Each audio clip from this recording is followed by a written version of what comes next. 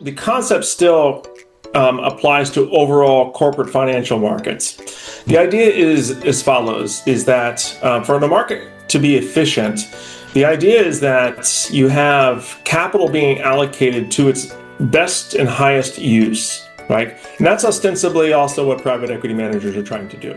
So what they do is they hope and pray, hopefully 10% of these equities go down in value, so then I can sell those and trigger the loss. But Jason, you referenced maybe that's not going to be the best planning. Why? Because of the limit that on capital loss utilization. Mm-hmm. You know what?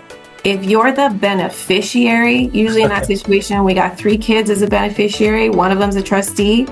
These 2 over here are still going to get their share, you know, they don't have to do anything. They get to sit back and wait, you know. So the waiting part is difficult for a lot of people. It's control, it's access, it's information.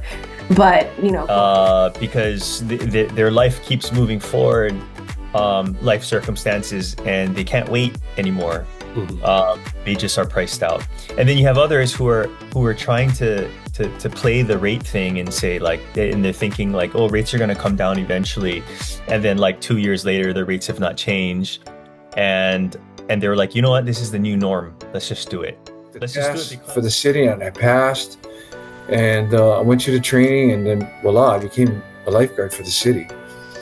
And I got to work in the same lifeguard tower at Waimea Bay as Eddie Aikau did. The same tower that was there when Eddie was there. The guys that lifeguarded with him was still there. Guys like Frank Supranovich, Barry Webster, Mark Dombrowski. I got to lifeguard with them. And it was funny how there were 4 guys there when Eddie was there. But once Eddie died, they didn't replace him. You're an economist. You always have to consider what's driving this. Is this supply or demand? It's always both. But what is if there's one or the other? Hawaii is generally a supply constrained economy. And what I mean by that is we don't produce enough of we don't produce enough housing, we don't produce enough workers, and people are making decisions based on that. Right, because a lot of people want the long-term care for assistance with like daily living tasks, personal care, but Medicare itself does not cover any long-term care insurance, even Medicare Advantage. If a person was interested in long-term care insurance, Medicaid, people with limited income and assets, they offer long-term care. Also, people can purchase long-term care insurance policies separate. Taking inventory of where you spend your time. You know, until I started really tracking where I spent my time, I didn't realize that I was, my investments were unbalanced.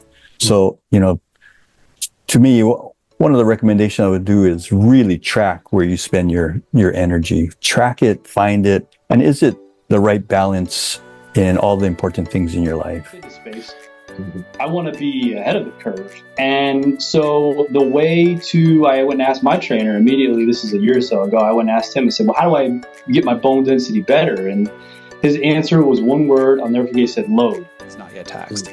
That means whenever you take money out, whether it's through a distribution or a Roth conversion, for example, it's going to be treated such that 5% of that money that comes out will not be taxable to you at the time, because that's you removing some of your money you already pay tax on. But the other 95% of that distribution or conversion will be taxable, because that's deemed to be, the not yet taxed portion of your IRA.